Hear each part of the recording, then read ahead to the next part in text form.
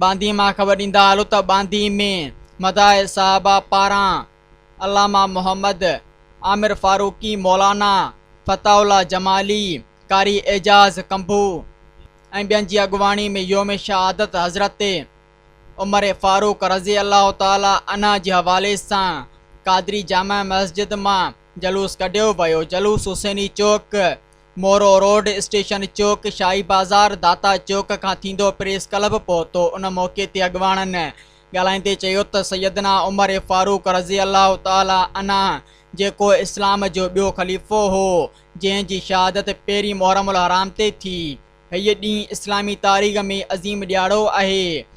दुनिया में अदल इंसाफ़ जे हवाले सां हज़रत उमर फारूक रज़ी अल्लाह ताला अन्हा जूं मिसालूं क़ाइमु आहिनि। हिननि वधीक चयो त असांखे पंहिंजी ज़िंदगी हज़रत उमर फारूक रज़ी अल्लाह ताला अन्हा जी ज़िंदगी मुताबिक़ गुज़ारणु घुरिजे।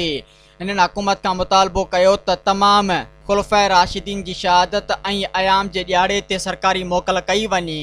सब्सक्राइब कयो अवामी न्यूज़ HD खे ऐं ताज़ा तरीन ख़बरुनि लाइ ॾिसंदा रहो अवामी न्यूज़ HD।